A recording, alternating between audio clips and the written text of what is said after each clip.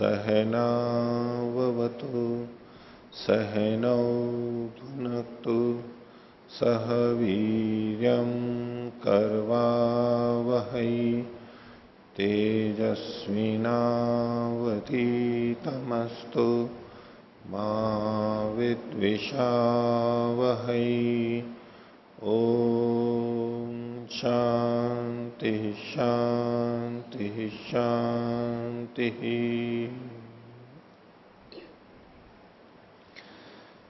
मीमांसा दर्शन की 158वीं कक्षा। मीमांसा दर्शन के तृतीय अध्याय के द्वितीय पाद के 19वें अधिकरण को, अंतिम अधिकरण को हम अभी आगे देखेंगे। पिछले में से किसी को कुछ पूछना है तो पूछ सकते हैं। हाँ जी आचार्य जी, पृष्ठ संख्या 759, 11वां अधिकरण, इसमें इंद्रपिता आदि देवता के लिए जो मंत्र पढ़े हैं वो भक्ष जाग आदि सभी में उसका विनियोग बताया है। और पृष्ठ संख्या 782, 18वां अधिकरण में जो भक्ष जाग है इसमें मंत्र का निषेध किया है, तो ये कैसे वहां घटेंगे मंत्र? तो दो विरोधी बातें यहां पर सामने आ रही हैं। ठीक है, आप लोगों को स्पष्ट हो ही गया होगा। यहां शीर्षक भी क्या है, इंद्रपीतस्य इत्यादि मंत्राणाम सर्वेषु भक्षेषु ऊहेन विनियोगाधिकरणम, ऊह करके विनियोग करना चाहिए। 17वें अधिकरण में क्या है, अनइंद्राणाम अमंत्रक भक्षणाधिकरणम, ऊह नहीं करेंगे लेकिन मंत्र रहित इनको करेंगे। ये विरोध आ रहा है ना। इसका देखो समाधान क्या है कि ये अधिकरण यानी 11वां अधिकरण ये पूरा यहां पर नहीं किया गया था। पृष्ठ 762 के ऊपर जो लिखा है ना, एवं स्थितम तत् अपर्यवसितम, तो यहां दो पूर्व पक्षी थे। एक 27वें सूत्र में पूर्व पक्षी प्रथम था और 28वें सूत्र में पक्षांतर यानी ये पूर्व पक्षी द्वितीय था। तो द्वितीय पूर्व पक्षी का पक्षांतर का जो मत है वो यहां पर लिखा गया है 11वें अधिकरण में। ये अंतिम निर्णय नहीं है, ये अंतिम निर्णय नहीं है। इसलिए मीमांसा कोश में जो इसका शीर्षक दिया गया है वो ठीक है। वहां पर क्या है, यथा समाम्नाताश्च मंत्राः नोह, जैसा मंत्र समाम्नात है, जैसे मंत्र पढ़े गए हैं वैसे के वैसे ही प्रयोग किए जाने चाहिए, उसमें ऊह नहीं होना चाहिए। तो अब देखो तीन पक्ष हैं। प्रथम पक्ष का क्या कहना है, प्रथम पूर्व पक्षी का क्या कहना है 27वें, तस्मात अमंत्रकम भक्षणम एवं जातीय केशु, बिना मंत्र के करना है। पहला पूर्व पक्षी है। दूसरे वाले ने कहा समंत्रक होना चाहिए लेकिन ऊह होना चाहिए। लेकिन सिद्धांति का मत क्या है, समंत्रक होना चाहिए बिना ऊह के होना चाहिए। ये हम इस अधिकरण अभी जो एक द्वितीय पाद समाप्त होगा उसका जो अंतिम सूत्र आएगा वहां सिद्धांत का मत आएगा, वहां पर देखेंगे। अभी ये जो 43वां सूत्र है वहां पर देखेंगे। अब यहां जो शीर्षक दिया इन्होंने 11वें अधिकरण में, ये यहां तक जो अधिकरण था जितना भी अपर्यवसित जितना था, इसमें जो अंतिम स्थिति थी वो कही गई है पक्षांतर का ये मत, ये सिद्धांति मत नहीं है। यहां युधिष्ठिर जी ने जो शीर्षक दिया या अन्यों के अनुसार जो इन्होंने दिया होगा, ये शीर्षक वास्तव में ठीक नहीं है। अगर हम इस पूरे अधिकरण को देखें, पूरा अधिकरण मतलब अंत तक, एक तो ये 11वां अधिकरण और दूसरा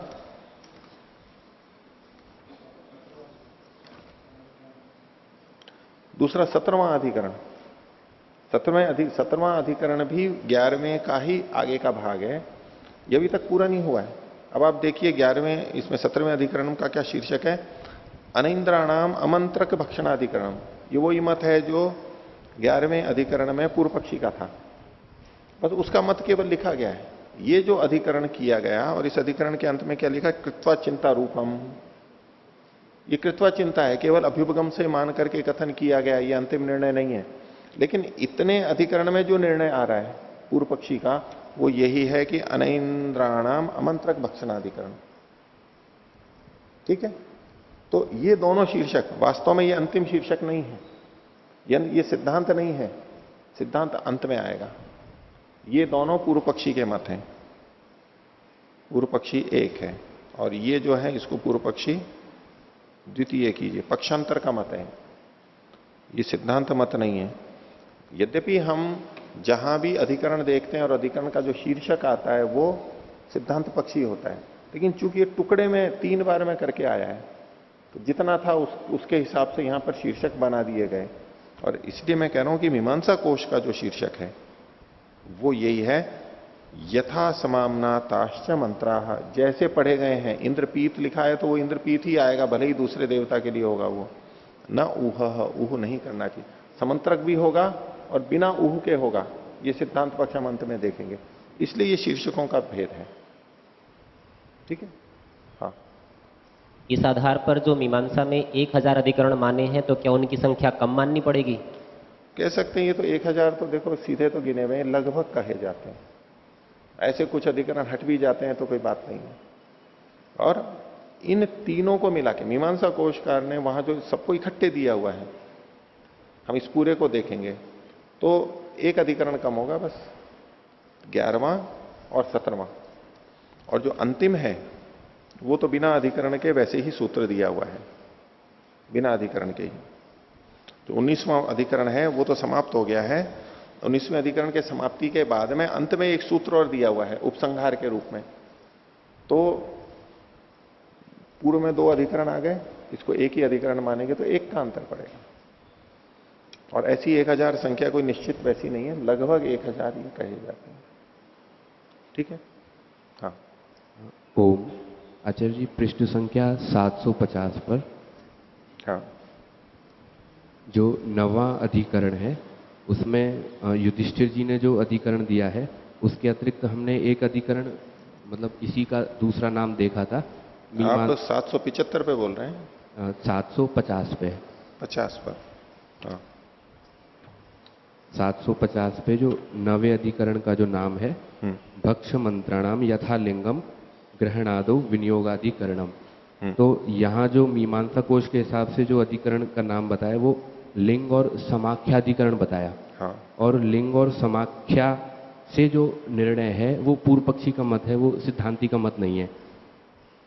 तो इस दृष्टि से देखें तो दोनों ही व्याख्याकारों में, मतलब युधिष्ठिर जी में और वहां पर मीमांसा कोश के अनुसार दोनों ही में पूर्व पक्षी के मत से भी अधिकरण का नाम निश्चित हुआ है, ऐसा दोनों में देखने को मिलता है। 9वें अधिकरण की कह रहे हैं जी है? तो 9वें अधिकरण का जो भक्ष मंत्राणाम यथालिंगम ग्रहणादो विनियोगाधिकरणम, ये पूर्व पक्षी का मत है।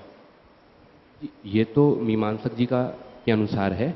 आपने ये पूर्व पक्षी का मत तो नहीं है ना? नहीं, ये सिद्धांति का मत है। हाँ जी। एक और आपने इसी का नाम बताया था, इस अधिकरण को इस नाम से भी मीमांसा कोश में लिखा है, लिंग और समाख्याधिकरण। तो लिंग और समाख्या से जो निर्णय दे रहा है वो, मतलब लिंग और समाख्या से जो अपनी बात कह रहा है वो यहाँ पर पूर्व पक्षी कह रहा है, और उसको यहाँ पर मीमांसा कोश में एक अधिकरण के रूप में स्वीकार किया है।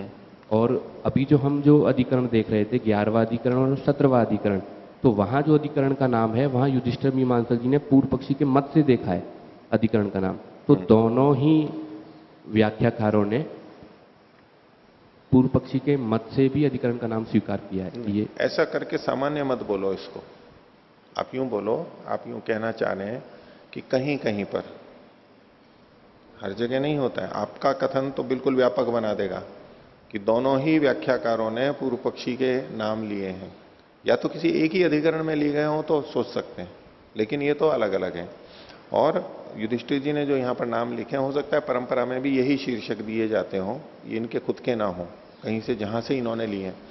और उन्होंने उतने अधिकरण को, उतने मात्र को जितना वर्णन किया उसके अनुसार से तो ठीक ही है ये, भले ही सिद्धांति पक्ष नहीं है, लेकिन अधिकरण तो समाप्त कर दिया, दूसरे अधिकरण शुरू हो गया, चर्चा स्थगित हो गई। तो जब तक स्थित हुआ तब तक क्या निर्णय निकला वो बताया।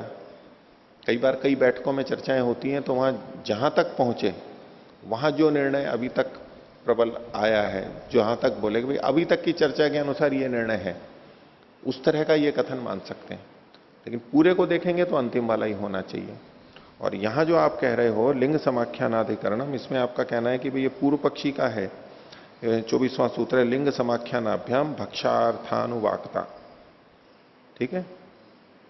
हाँ, तो इसके लिए तो लिंग और समाख्या की चर्चा यहां पर है, इस दृष्टि से कहते हैं। सिद्धांति ने किस आधार पर निर्णय किया?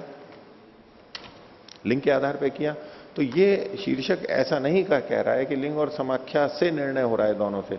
लिंग और समाख्या की जहां पर तुलना की गई है ऐसा ही अधिकरण है। उसमें कौन बलवान है ये नहीं कहा जा रहा है, लिंग से निर्णय हुआ ये नहीं, यहां निर्णय नहीं कहा गया है।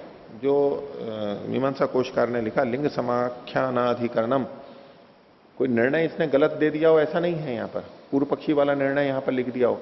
पिछले जो दो उदाहरण थे उसमें तो पूर्व पक्षी के निर्णयों को शीर्षक के रूप में लिखा गया था। दो तरह से नामकरण हो रहे हैं, एक तो किस विषय की चर्चा की गई है बस उसके बारे में, एक है कि निर्णय क्या आया उस विषय में। तो यहां जो लिंग समाख्यानाधिकरण में ये निर्णय की कोई बात नहीं है, शब्द को देख करके नहीं कह सकते। हाँ, लेकिन लिंग और समाख्या की चर्चा की गई है और उसमें से कौन बलवान है जिसके आधार पर निर्णय किया गया, तो इसकी तुलना उससे नहीं कर सकते आप इसको, ठीक है। आगे देखिए,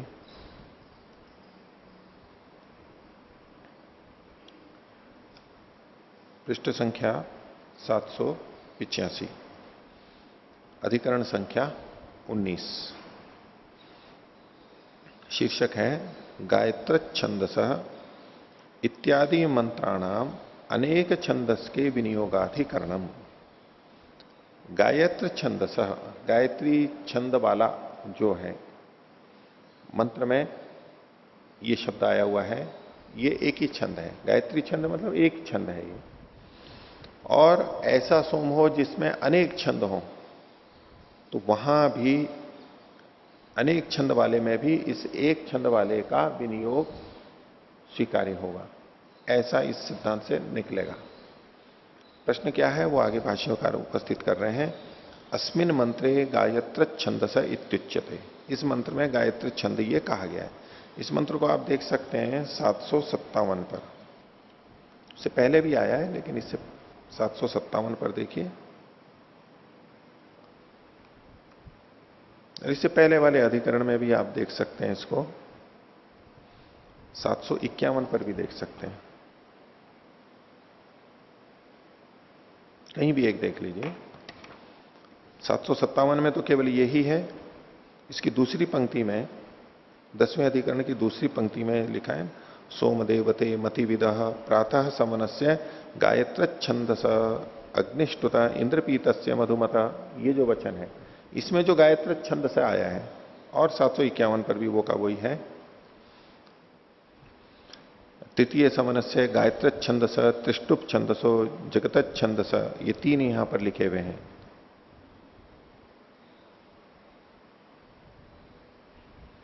वहां पर तीन लिखे हुए हैं। तो ये इस पीछे जो गायत्र छंद शब्द आया है इत्युच्यते तत्र संदेह, इसमें ये संदेह है कि एक छंदसी सोमे मंत्र उत नाना छंदस्य पीति, मंत्र यही है। ये जो 757 पर लिखा हुआ है इसी मंत्र से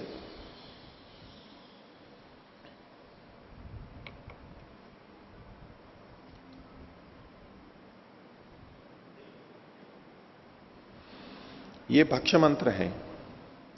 इस मंत्र का प्रयोग भक्षण में करना है, इस मंत्र का प्रयोग भक्षण में करना है। तो जिस सोम, क्या एक छंद वाले सोम में ही इस मंत्र का प्रयोग होगा? क्योंकि इसमें एक ही छंद है, गायत्री छंद एक ही छंद है। तो जहां एक छंद वाला सोम होगा वहीं पर इसका विनियोग होगा, अथवा अनेक छंद वाले में भी इसका उपयोग हो जाएगा। अनेक छंद से मतलब यहां है एक से अधिक छंद।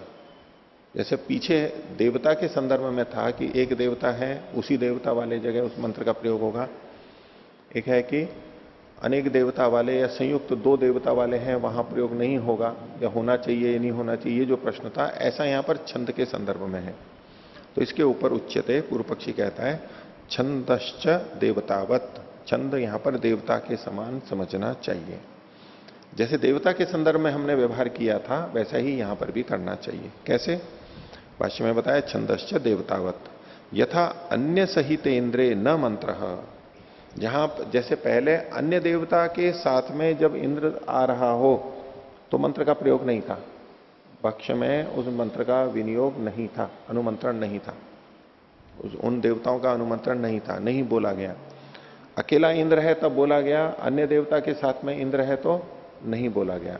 ऐसे ही एवं अनेक छंदस के सोमे न स्यात मंत्र इति, ये मंत्र अनेक छंद वाले सोम में प्रयोग नहीं किया जाएगा, क्योंकि इस मंत्र में एक ही छंद है, तो एक ही छंद वहां जब होगा तभी प्रयोग किया जाएगा। जहां संयुक्त तो दो छंद हैं या अनेक छंद हैं वहां पर प्रयोग नहीं किया जाएगा।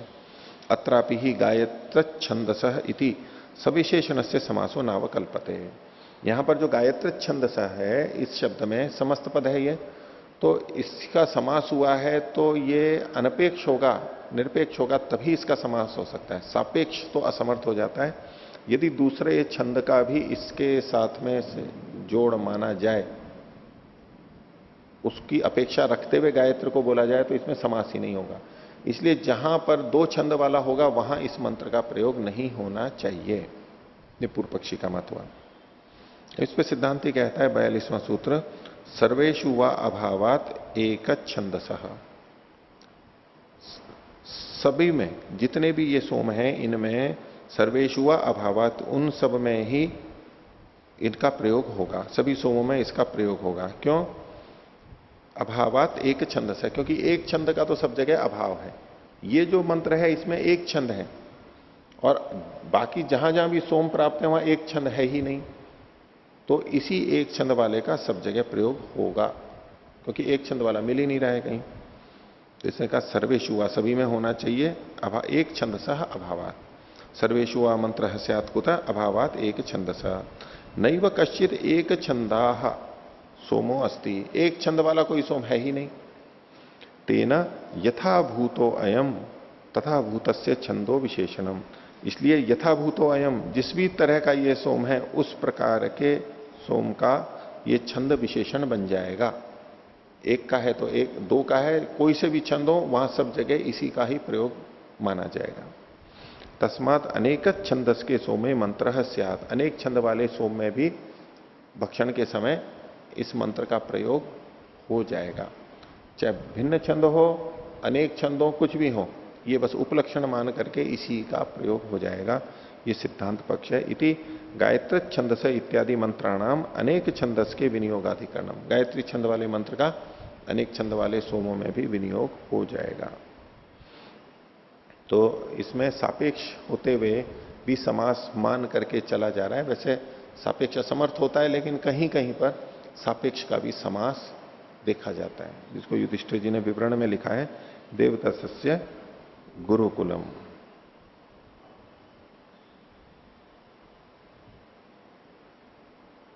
तो यह अधिकरण तो समाप्त हो गया यहां पर 19वां।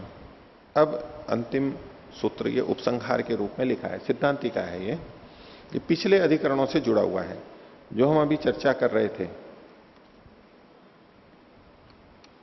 11वें अधिकरण की और 17वें अधिकरण की, उन दोनों के अंत में जाकर के ये अब समाधान दिया जा रहा है। तो सिद्धांति कहता है सर्वेशाम वैक मंत्र्यम ऐतिशायनस्य भक्तिपानत्वात् सवनाधिकारो ही। कहते हैं सर्वेशाम वा ऐक मंत्र्यम, सबका एक ही मंत्र होगा, सब जगह जितना भी है, कोई भी देवता है भक्ष्य के समय यही मंत्र वहां पर भी प्रयोग किया गया। सर्वेशाम वा ऐक मंत्र्यम ऐतिशायनस्य, ऐतिशायन नाम के कोई ऋषि हुए हैं, आचार्य हुए हैं, उनका ये मत है। क्यों है ऐसा? भक्ति पानत्वात्, यहां पर पान जो है ये भक्ति प्रयोग है, लक्षणा से प्रयोग है, गौण प्रयोग है, भाक्त प्रयोग है। यहां पर इंद्र पीतस्य में जो पीत शब्द है ये भाक्त प्रयोग है, ये पीने के लिए, सोम के लिए नहीं है, किसी और के लिए है। सवनाधिकारो ही, यहां पर समन का अधिकार है, इसलिए इंद्रपीत से समन का ग्रहण किया जाएगा, अन्य चीज का ग्रहण किया जाएगा। भाष्य देखिए, सिद्धांति कह रहा है यदुक्तम अनिंद्राणाम अमंत्रकम भक्षणम इति तन्ना, तो पूर्व पक्षी ने प्रथम ने कहा था जो अनैन्द्र हैं उनमें आमंत्रक भक्षण होगा, पूर्व पक्षी प्रथम वाला, यानी 17वें अधिकरण में जो अंत में बात आ गई थी वो। आप कह सकते हैं 11वें अधिकरण में जो उत्तर पक्षांतर था पूर्व पक्षी 2, उसको पूर्व पक्षी प्रथम ने खंडित कर दिया 17वें अधिकरण में, 11वें वाली बात वो दब गई। तो उसको उद्धृत करते हुए कह रहा है ये कि अनिंद्राणाम आमंत्रकम भक्षणम, ये जो आपने कहा था तन्ना, ये ठीक नहीं है। सर्वेशम समंत्रकम भक्षणम इति, सब में समंत्रक भक्षण होगा। यथा समामना तश्च मंत्र स्यात्, और मंत्र जैसा पढ़ा गया है वैसा का वैसा होगा, मतलब ऊह नहीं होगा इसमें, देवता के अनुसार नाम नहीं बदला जाएगा। यथा समामना तश्च मंत्र स्यात्। अब इसके पीछे क्या आधार है उसको अब ये बता रहे हैं। प्रथम दृष्टिया जो हम देखते हैं कि भाई जिस देवता का नाम था उसी देवता से संबंधित ही मंत्र बोलना चाहिए, उपयुक्त तो यही है, लेकिन ये क्यों ऐसा कह रहे हैं, तो उसमें भिन्न कारण यहां पर है। इंद्रपीत शब्द का अर्थ ही कुछ अलग ये कर रहे हैं, इस आधार पर बिना उहु के समंत्रक प्रयोग बताया गया है। तो देखिए, न इंद्रपीत इति सोम उच्यते, बोले इंद्रपीत इस शब्द से सोम नहीं कहा जा रहा है। इंद्रपीत इस शब्द से इति न सोमा उच्यते, न को यहां पर बाद में लेंगे, न इंद्रपीत इति सोमा उच्यते, इसे सोम को नहीं कहा जा रहा है। हम पिछले जब तक जो भी अर्थ चल रहे थे वहां क्या अर्थ कर रहे थे, इंद्रेण पीतम या पीतः सोमः, इंद्र से जो इंद्र के द्वारा जो पिया गया, मतलब तो सोम को ले रहे थे। बोले यहां पर सोम अर्थ ही नहीं है। किम तरही, तो बोले सबनम, समन याग, वो यहां पर अभिप्रेत है। प्रातः समन शब्देन समानाधिकरण्यात्, इसके लिए हेतु दे रहे हैं कि यहां पर प्रातः समन शब्द से उसका समानाधिकरण्य है। इसको आप वचन के साथ में देखिए।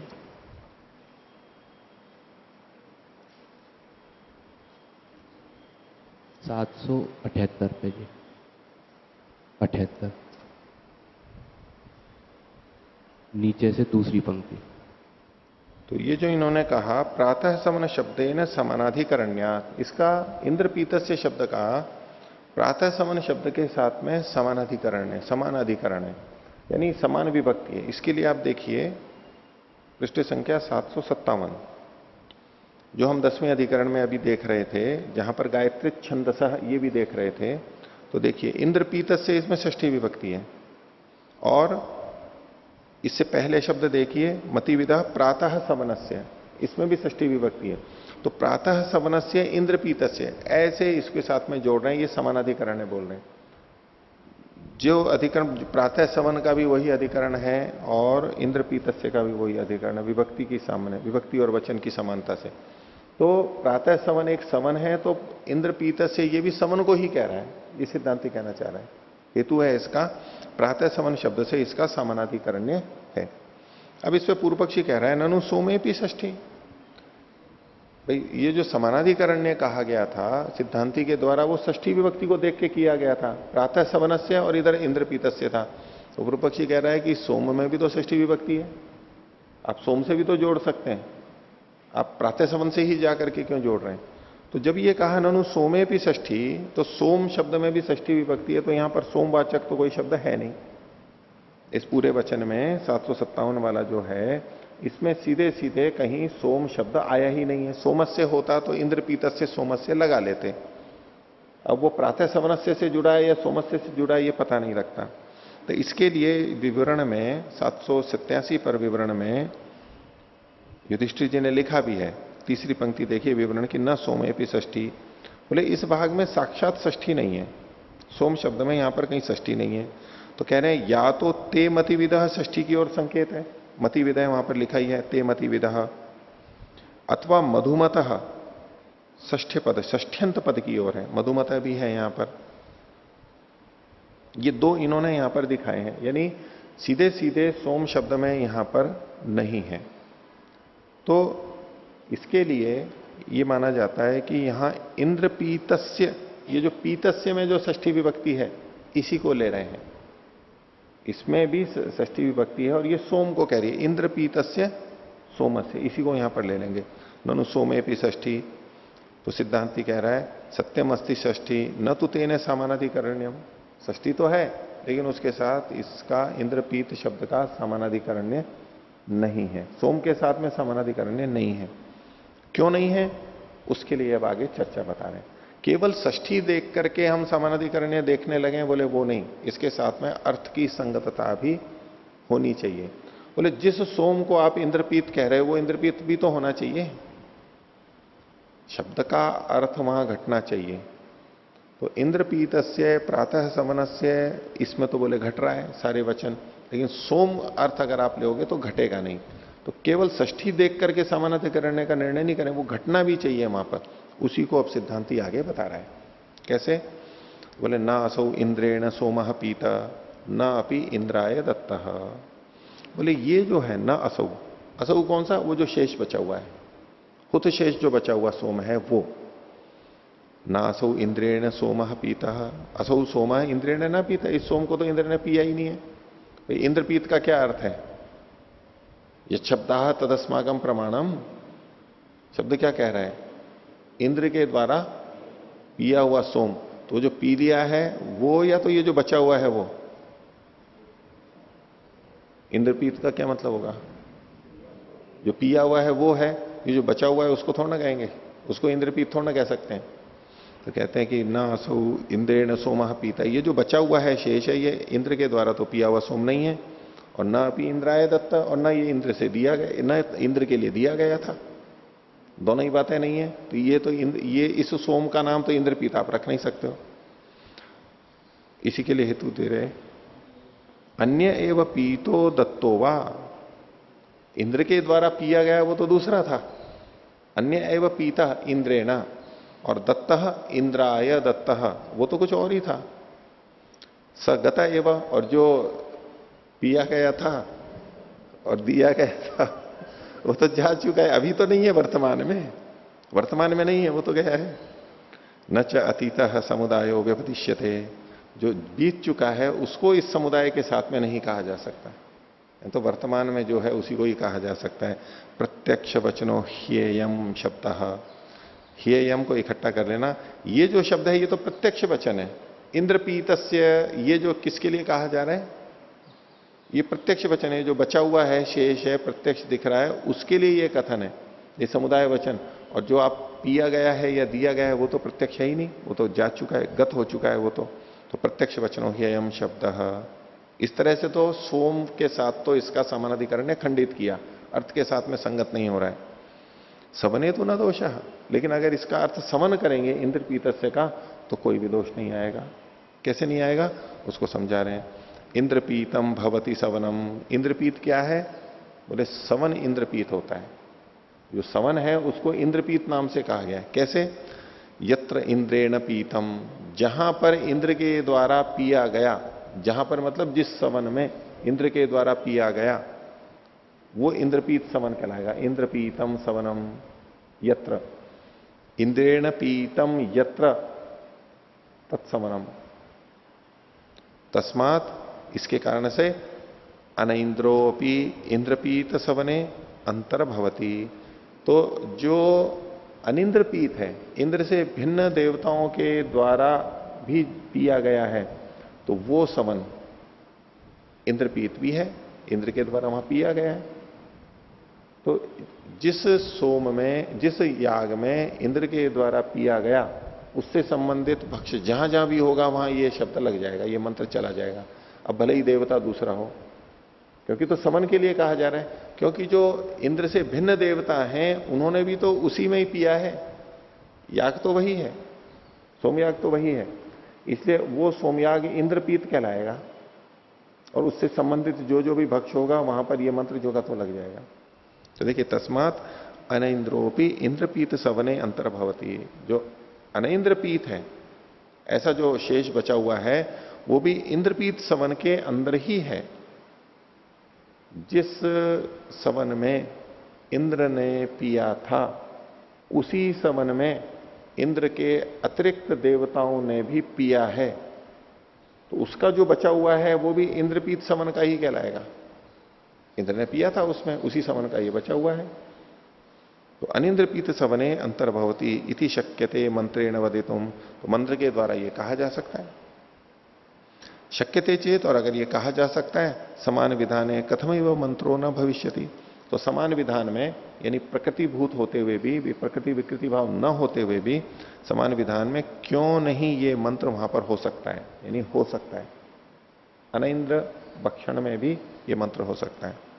भक्त्या ही अपीता पीता इत्युच्यते, यहां पर गौण रूप से जो नहीं पिया गया है उसको भी पिया गया कहा गया है, गौण रूप से।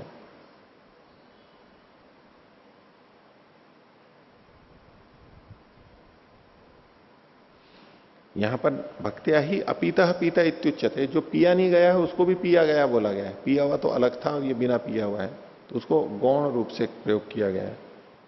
क्योंकि जब हम ये भी अर्थ करेंगे यत्र इंद्रेण पीतम, तो जो बचा हुआ है वो तो पिया हुआ नहीं है, पिया हुआ तो अलग था, तो गौण रूप से प्रयोग होगा। एवमेव ऐतिशायन आचार्यो मन्यते स्म, ऐतिशायन आचार्य ऐसा मानते थे, और जो कि ऐतिशायन आचार्य का उल्लेख किया है और उसका खंडन नहीं किया है, इसलिए इनका भी यही मत माना जाएगा। अस्माकम अपि एतदेव मतम, हमारा भी यही मत है।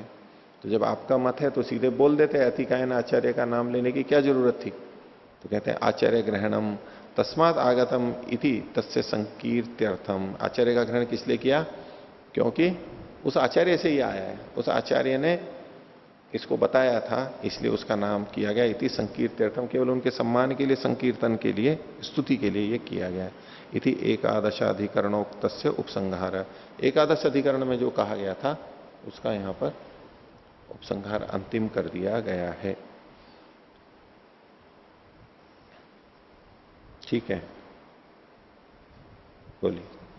आचार्यवर्य, अत्र प्रश्न तस्मिन् सवने इंद्रेण अपि पीतः अनिंद्रेण अपि पीतः, तो इंद्रपीत सवनस्य नाम किमर्थम हो?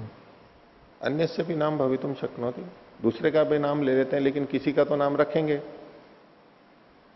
तो अशोक वाटिका न्याय से प्रश्न तो आप कभी भी उठो, दूसरे का नाम रखेंगे तो दूसरे का क्यों किया गया। इंद्र एक प्रमुख देवता है, और प्रारंभ में उसका किया गया हो, जो उपक्रम किया गया उसमें प्रारंभ में उस देवता का प्रस्थान का कहा था ना, प्रारंभ प्रक्रम जो था, तो प्रारंभ में जिस देवता का नाम आया उसके हिसाब से बोल सकते हैं, प्रधानता के हिसाब से बोल सकते हैं, नहीं तो कोई बात नहीं है इसमें। सर्वेषां नाम किमर्थम न ग्रहीत, ले सकते हैं, कोई कहना चाहे तो बोल सकता है, कोई आपत्ति नहीं है। यज्ञ हो रहा हो, जिस दिन मुख्य यजमान हो, हम कहते हैं कि उसका नाम लेते हुए कि वो जिस दिन वो उन्होंने यज्ञ किया था, और बाकी भी तो और लोगों ने यज्ञ किया, और किसी के परिवार का दूसरा व्यक्ति वहां बैठा हुआ, वो अपने घर पे चर्चा कर रहे हो, क्योंकि जिस दिन वो बैठे थे यज्ञ में, जिस दिन उन्होंने यज्ञ किया था उस दिन यज्ञ में, वो अपने व्यक्ति के नाम से उसको बोल सकते हैं। अन्य व्यक्ति अपने परिवार के व्यक्ति के नाम से बोल सकता है, वो जिसमें थे। ऐसे प्रतियोगिता हो रही है, उसमें बहुत सारे बच्चे भाग ले रहे हैं, उस प्रतियोगिता का नाम अलग अलग परिवारों में अलग अलग बोला जाएगा। कोई अपने बेटे का कहेगा कि उसने जिस प्रतियोगिता में भाग लिया था वो वाली प्रतियोगिता, दूसरे परिवार वाले अपने बेटे का नाम लेते हुए उसको संकेतित करेंगे, लाक्षणिक होगा, उसने जिस प्रतियोगिता में भाग लिया था वो उसमें। तो कौन सी प्रतियोगिता थी, किसके नाम से कही जाएगी भाई, या तो किसी मुख्य के नाम से कही जा सकती है, जिसमें कोई बहुत प्रसिद्ध खिलाड़ी भाग ले रहा हो तो उसके नाम से बोल सकते हैं, अथवा अपने अपने देश के हिसाब से बोल सकते हैं, अपने अपने घर के हिसाब से कि उसने जिस प्रतियोगिता में भाग लिया था। तो नाम कथन में तो कोई बात नहीं है, संकेतक कुछ भी किसी का भी नाम रखा जा सकता है। यहां इन्होंने इंद्रपीत का नाम रखा है, इंद्र के आधार पर नाम रखा है। तो इस प्रकार ये मीमांसा दर्शन के तृतीय अध्याय का द्वितीय पाठ समाप्त हुआ। आगे देखिए, तृतीय अध्याय तृतीय पाठ, शीर्षक है उच्चैस्त्वादीनाम वेद धर्मताधिकरणम।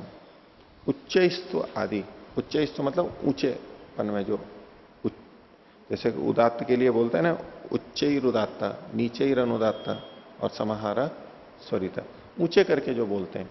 वेद मंत्रों को के लिए अलग अलग विधान मिलते हैं, इसको ऊपर बोलना चाहिए, इसको नीचे बोलना चाहिए इत्यादि, उसके संदर्भ में एक चर्चा चलाई जा रही है। तो उच्चैस्त्वादीनाम वेद धर्मताधिकरणम, ये उच्चैस्त्व जो है, ऊंचापन या नीचापन, ये किसका धर्म है, बोले वेद का धर्म है। वेद मतलब तो वो जो ग्रंथ है उसकी दृष्टि से कथन किया जाए। लेकिन इसमें संशय क्यों है उसको बता रहे हैं। ज्योतिष्टोम में श्रूयते, ज्योतिष्टोम में ये वचन सुना जाता है। उच्च ही ऋचा क्रियते, ऋचा को ऊंचे से बोला जाता है। उच्च ही सामना, साम के द्वारा भी ऊंचे से बोला जाता है। उपांशु यजुषा, और यजुष के द्वारा उपांशु बोला जाता है, धीरे धीरे बोला जाता है। तो तत्र संदेह किम ऋगादि जातिम अधिकृत्य एते शब्द प्रवृत्ता। यहां जो ये शब्द पढ़े गए हैं ये ऋग आदि की जाति के अनुसार से पढ़े गए हैं, उत वेदम अधिकृत्य इति, अथवा वेदों के नाम से पढ़े गए हैं। किम तावत प्राप्तम, इसमें क्या समझ में आ रहा है? तो देखो ऋग जाति क्या होगी, पीछे जो इन्होंने ऋग का लक्षण किया था, यत्र अर्थवशेन पाद व्यवस्था सारिक, अर्थ के अनुसार जहां पादों की चरणों की व्यवस्था हो रही है उसको ऋग कहते हैं।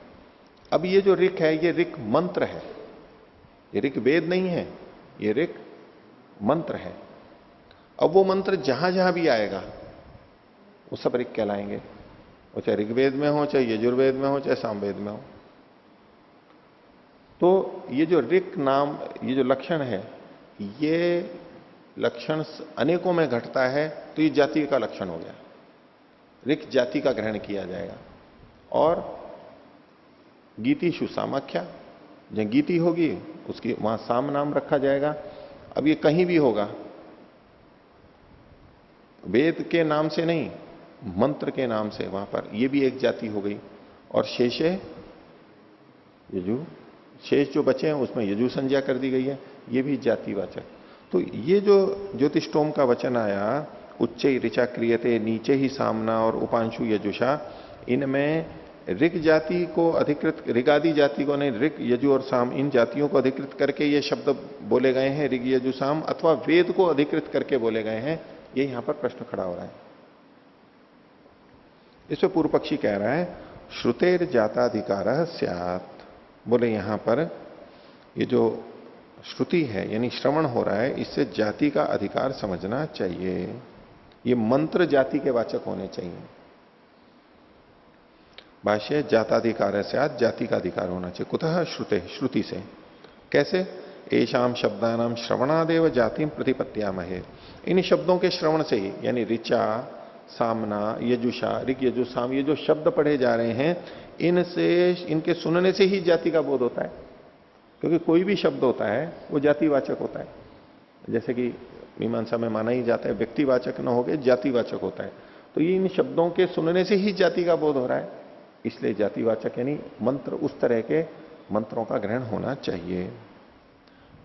तो इससे क्या होगा? तेन उपांशुत्वम जात्याधिकृत्या संपद्यते, इससे जो ये उपांशुत्व है यानी यजुषा उपांशुत्वम, ये जाति को अधिकृत करके संबंधित होगा। यानी जहां पर ऋग संज्ञा नहीं है, साम संज्ञा नहीं है, फिर जो बचे हुए हैं उनका उच्चारण नीचे करना चाहिए जाति को लेकर के। वेदानाम अधिकारकः शब्दो नास्ति, वेदों के अधिकार को करने वाला यहां पर कोई शब्द नहीं है, कोई ऐसा शब्द नहीं है जो ये बताए कि यहां पर वेद होने चाहिए, वेदों का ग्रहण है, इसको बताने वाला कोई शब्द नहीं है। देखो अपिच, और अपना तर्क रख रहा है पूर्व पक्षी, ऋग्वेद व्यतिक्रांता नाम ऋचाम यजुर्वेदे उच्च ही प्रयोगो भविष्यति। ये पूर्व पक्षी अपनी दृष्टि से कह रहा है, इष्ट मान करके बोल रहा है कि ऋग्वेद व्यतिक्रांता नाम, ऋग्वेद से व्यतिक्रांत हुए, दूर दूर गए हुए जो ऋचाएं हैं जो कि यजुर्वेद में है, इससे उनका ऊंचे से प्रयोग हो जाएगा, तो एक रूपता होगी। इनका यह कहना है कि ऋग की जो परिभाषा है, यत्र अर्थवशेन पाद व्यवस्था सा ऋग, इसके अनुसार अब वो मंत्र चाहे ऋग्वेद में आए, और ऋग्वेद तो चूंकि मुख्य संज्ञा है ही, लेकिन उसके अतिरिक्त यजुर्वेद में भी जब वो मंत्र आएगा तो उसका भी ऊंचा ही उच्चारण होगा, उसके उच्चारण को भी ऊंचे से किया जाएगा। जबकि यहां पर क्या लिखा है? उपांशु यजुषा।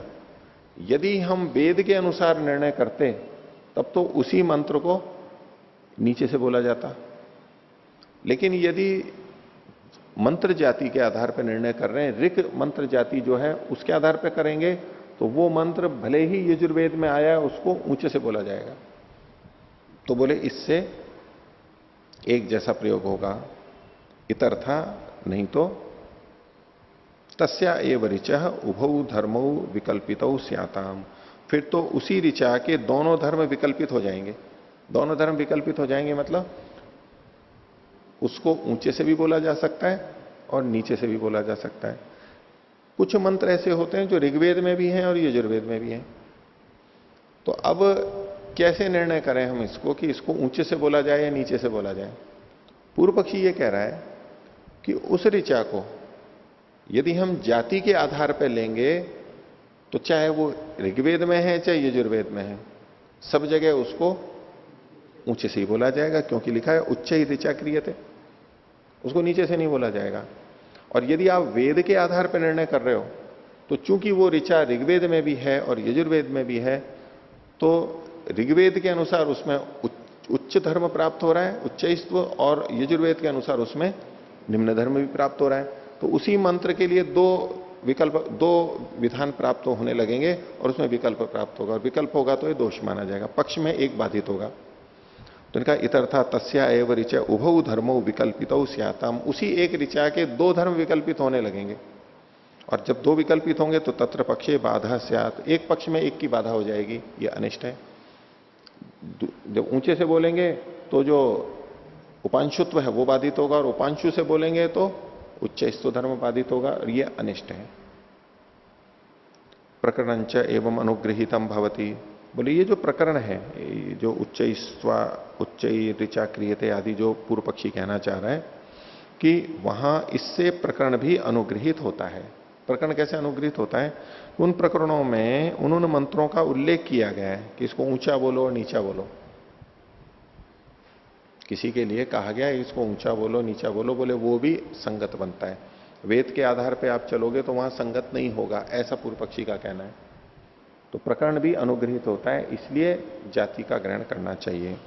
इतरथा वेद संयोगे सर्वस्मिन अपि क्रतौ उपांशुत्वम स्यात्, अगर आप वेद के आधार पर यहां निर्णय करोगे तो सभी क्रतुओं में यजुर का उपांशुत्व प्राप्त होने लगेगा कि यजुर्वेद को उपांशु बोलना है तो जिस भी क्रतु में जाएंगे वहां आपको फिर नीचे ही बोलना पड़ेगा। वो जो प्रकरणों में अलग अलग विधान किए गए वो बाधित होंगे। तस्मात् जाताधिकारा एते शब्दायति, इसलिए ये जो शब्द हैं ये जाति के अधिकार वाले हैं, पूर्व पक्ष है। अब इसका सिद्धांत पक्ष है दूसरा सूत्र, वेदो वा प्राय दर्शनात्, कि यहां पर वेद का ग्रहण करना चाहिए। वाद से तो पूर्व पक्ष को हटा दिया, तो ऋग आदि से वेद को जानना चाहिए। क्यों? क्योंकि प्राय ऐसा ही देखा जाता है।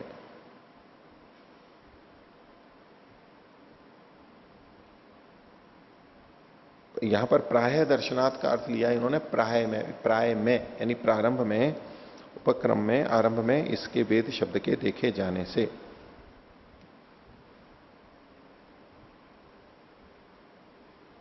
कैसे उसको भाष्य में बता रहे हैं।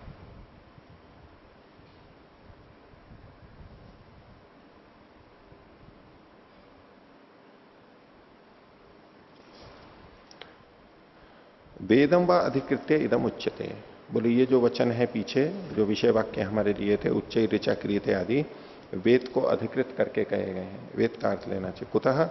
प्राय दर्शनात्, प्राय दर्शन के कारण से। पूर्व पक्षी पूछता है किमिदम प्राय दर्शनम दर्शनादिति, प्राय दर्शन क्या है?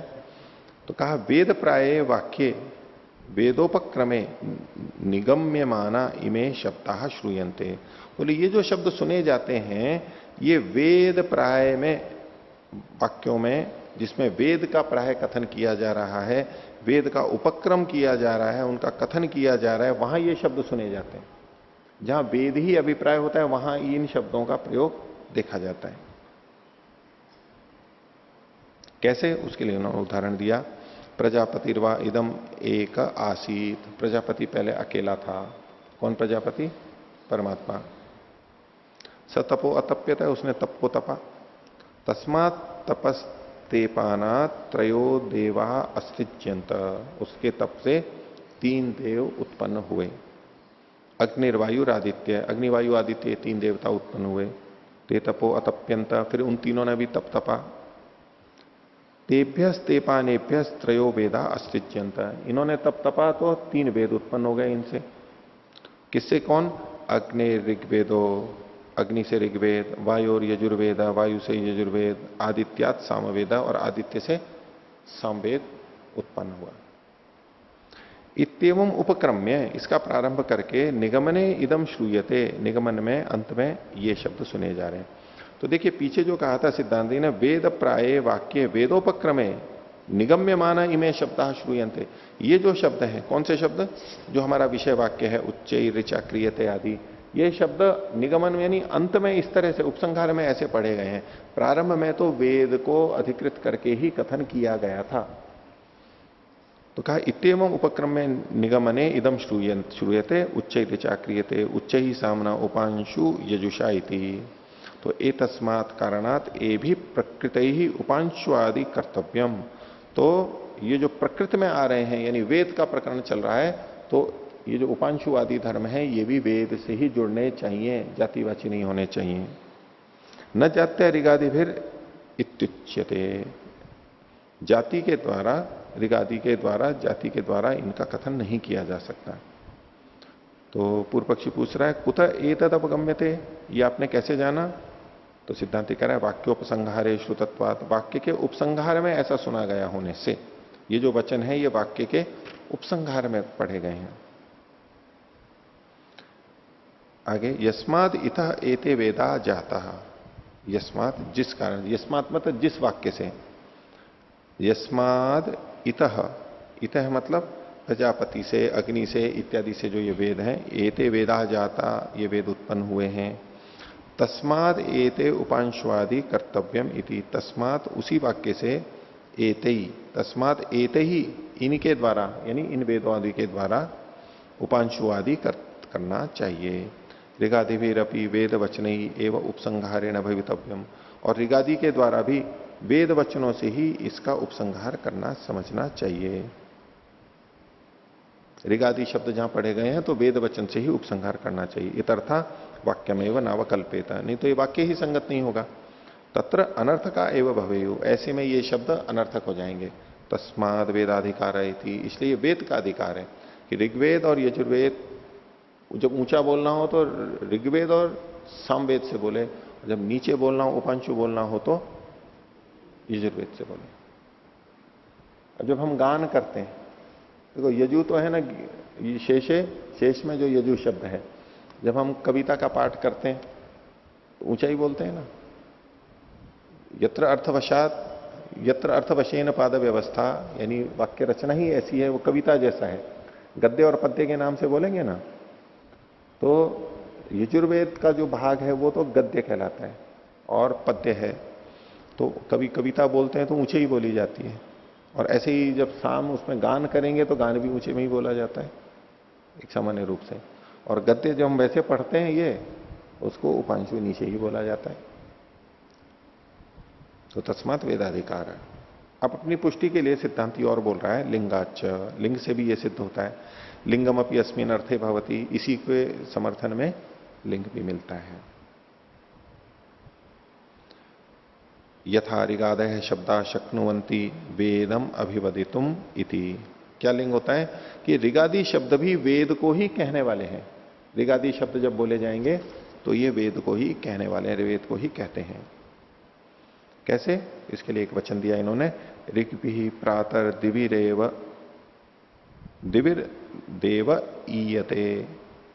ऋग भी, ऋग के द्वारा, ऋचों के द्वारा प्रातः द्युलोक में देव ईयते, सूर्य उठ करके आ रहा है। सूर्य जो ऊपर आ रहा है वो किसके माध्यम से आ रहा है? ऋग भी ऋचाओं के द्वारा आ रहा है। यजुर्वेदन तिष्ठति मध्य अन्न, दिन के मध्य में ऊपर जो ठहरता है वो यजुर्वेद के माध्यम से ठहर रहा है। और सामवेदेन अस्तमये महीयते, सामवेद के द्वारा जब वो अस्त होता है तो महिमा को प्राप्त होता है, सूर्य के साथ में जोड़ा गया है। वेद ही अशून्य स्थिभिरेति सूर्य, तो वेद ही अशून्य ही, वेदों से अशून्य होता हुआ यानी वेदों से युक्त होता हुआ इन तीनों से सूर्य एति जाता है, चलता है। तो इस प्रकार यहां पर इति द्वौ वेदों संकीर्त्य, दो वेदों का तो संकीर्तन किया। कैसे? यजुर्वेदेन और सामवेदेन, यहां तो वेद शब्द साक्षात पढ़ा हुआ है। ऋक् शब्दम च त्रिषु पादेशु, और साथ में ऋक् शब्द भी 3 पादों में कहा गया है। यानी ऋग भी, यजुर्वेदेन, सामवेदन, ये 3 पाद हो गए। ऋग भी प्रातः दिवि देव ईयते, ये 1 पाद हो गया। यजुर्वेदेन तिष्ठति मध्य न, ये दूसरा पाद हो गया। सामवेदेन अस्तमय महीयते, ये तीसरा पाद हो गया। इन 3 पादों में से 2 में तो वेद का संकीर्तन किया और एक ऋक् शब्द भी यहां पर आ गया है। और चतुर्थे पादे उपसंहरति बहुवचन, और चौथे पाद में बहुवचन से उपसंहार कर रहा है। क्या? वेद ही अशून्य त्रिभिरेति सूर्य, ये जो वेद ही लिखा हुआ है, इससे क्या पता लगेगा? तो ऋक् शब्द वेद वचनम दर्शयति, कि ये ऋक् शब्द भी वेद के ही कथन को कह रहा है। वैसे तो संगति से भी कह सकते हैं कि देखो यहां सामवेद और यजुर्वेद आ रहा है, तो ऋक् भी जो कहा जा रहा है वहां भी वेद ही लिया जाएगा। नहीं तो अंत में जो कहा वेद ही, इससे तो पता लग रहा है कि ये वेद ही है। उपसंकर्ति बहुवचन हो गया। तस्मादपि पश्यामो वेदाधिकारा एते शब्दायति, ये शब्द वेद के अधिकार वाले हैं, वेद का अधिकार होगा।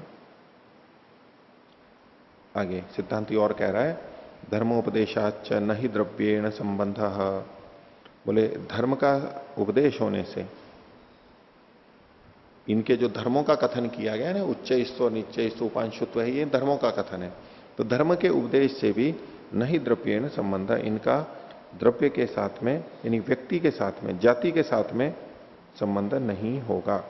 द्रव्य का मतलब यहां पर गान आदि के साथ में संबंध नहीं हो पाएगा। भाष्य की दृष्टि से यहां पर गान व्यक्ति को लिया गया है। धर्मोपदेशश्च भवति सामनः, साम के लिए क्या धर्म कहा गया? उच्च ही सामना इति, साम के द्वारा ऊंचे बोले, ये कथन किया गया। तब वो कह रहा है स वेदाधिकार पक्षे युज्यते, ये जो उच्च ही सामना कथन किया गया, ये वेदाधिकार के पक्ष में संगत लगता है। इसको जब वेद का अधिकार मानेंगे ना, तो ये संगत लगता है। अगर आप इसको जाति में अधिकार मानोगे तो संगत नहीं लगेगा, क्योंकि मूल में शब्द क्या थे? उच्च ही ऋचा क्रियते, उच्च ही सामना, ये दोनों वचन मिल रहे हैं ना।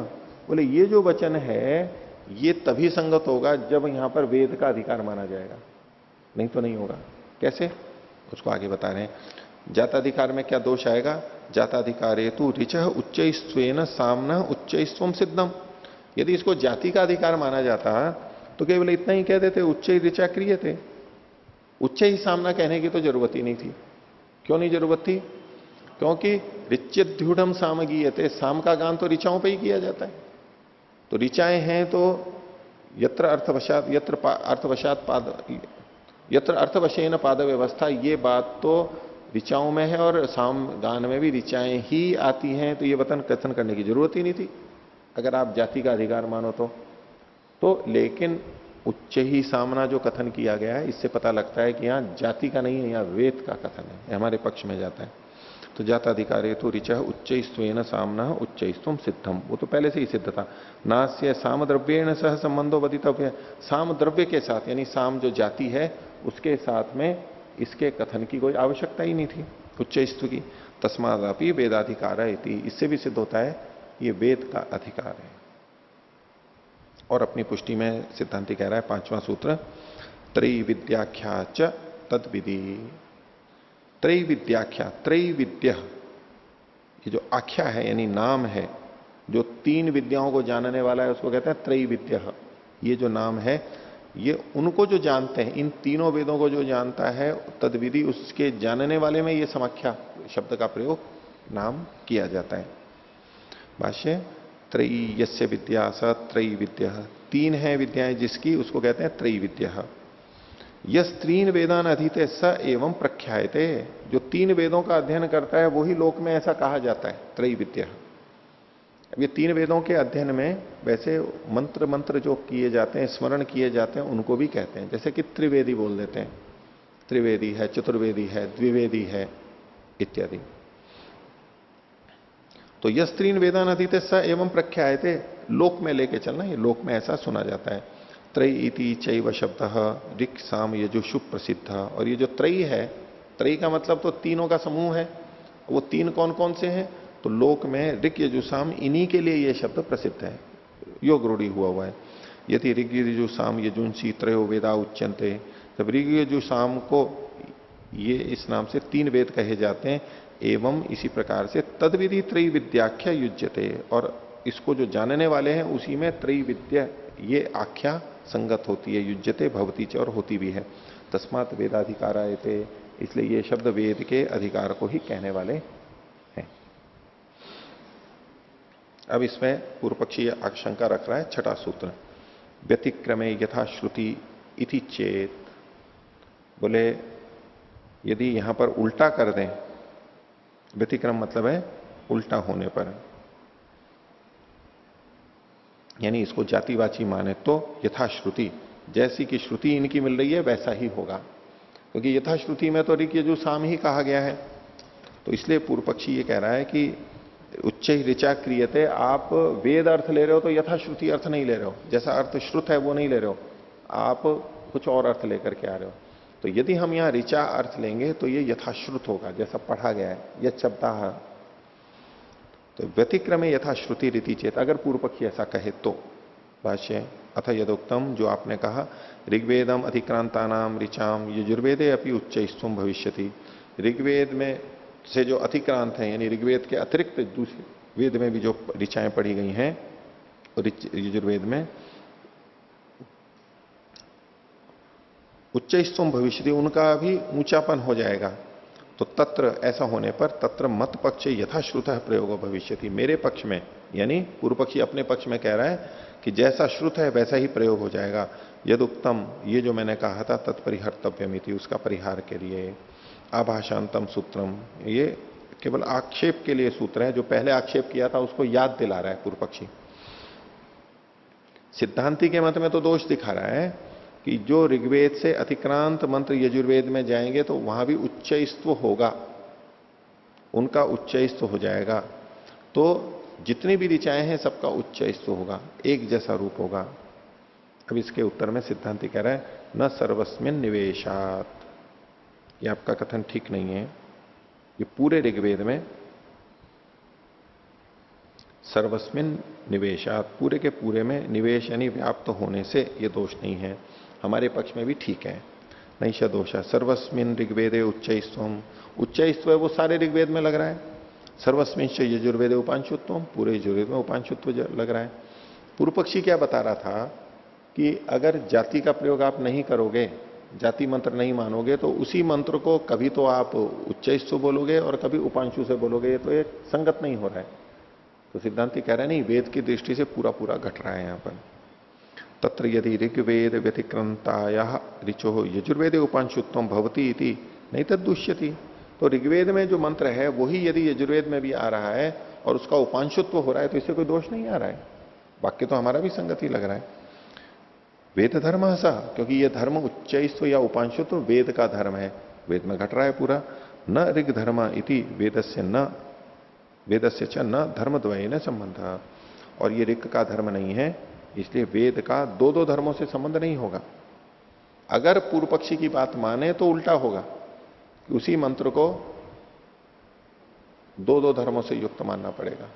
मन नहीं, दो दो धर्मों से क्या, कि वो मंत्र जो ऋग मंत्र है, ऋग की दृष्टि से तो वो एक जैसा हो जाएगा, लेकिन वो जब ऋग्वेद में होगा तो उच्चैस्त्व होगा, यजुर्वेद में होगा तो तब भी उच्चैस्त्व ही रहेगा ऋग्वेद में होते हुए भी।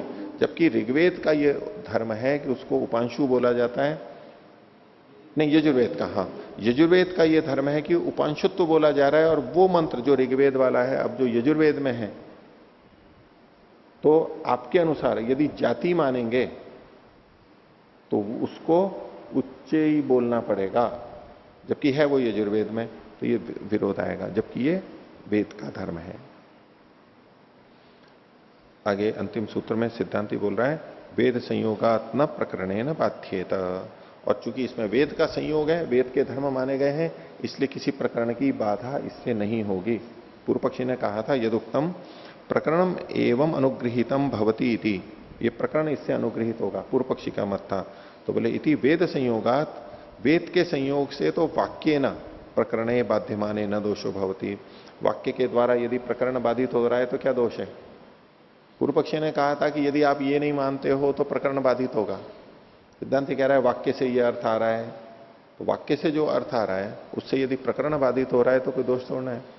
श्रुति, लिंग, वाक्य, प्रकरण, स्थान, समाख्या, तो वाक्य से तो प्रकरण बाधित होगा ही, तो इसको दोष नहीं माना जाता है।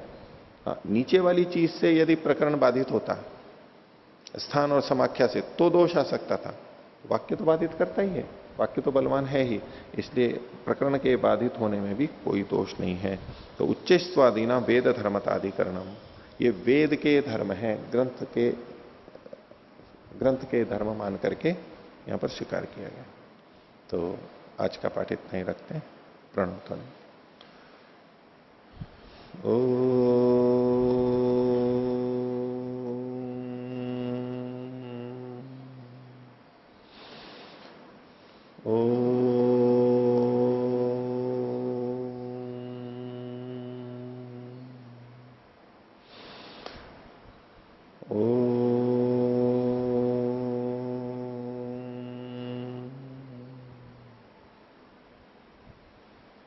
सभी को सादर अभिवादन। ओम।